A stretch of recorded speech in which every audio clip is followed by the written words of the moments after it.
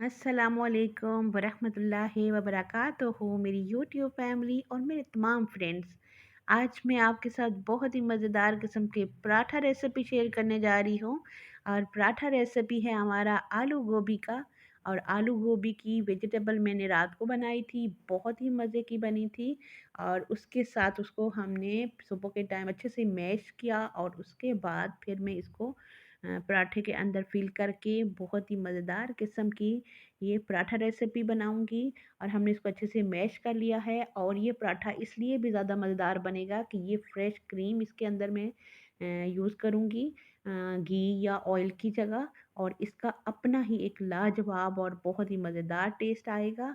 और उसके लिए मैंने जितने भी पराठे बनाने थे उनके मैंने पेड़े बनाए, थोड़ी देर उनको सेटल होने के लिए रखा और उसके बाद मैंने उनको बेल के रख लिया है। ये भी मैं थोड़ी देर के लिए बेल के रखे और जब फिर ये थोड़ा सॉफ्ट हो गए न, तो फिर मैंने शुरू किया इनको मज़ीद थोड़ा सा और बेल के।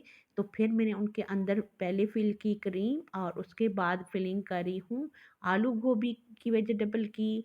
और ये बहुत ही खस्ता था अंदर से पराठा और बाहर से बहुत ही क्रिस्पी और खाने में बहुत ही लाजवाब टेस्ट था इसका। आप भी इस तरीके से इस पराठे को बनाएं और जिस भी शेप में आपको जो शेप पसंद हो। हमने तो खैर बहुत छोटा पेड़ा लिया, दो जो के जोड़ के हमने बनाया इसको।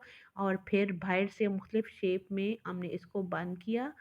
और इसी तरीके से आपको जो जिस तरह से पसंद हो शेप आप उसमें बना सकते हैं पराठे को और इंजॉय कर सकते हैं। और ये जी हमारे सुबह के बहुत ही मज़ेदार किस्म के पराठे आप किसी भी टाइम जब आपका दिल करे दिन को या शाम को आपकी वेजिटेबल ऐसे बची हो तो आप इस तरीके से उसको यूज़ करें और पराठा इंजॉय करें।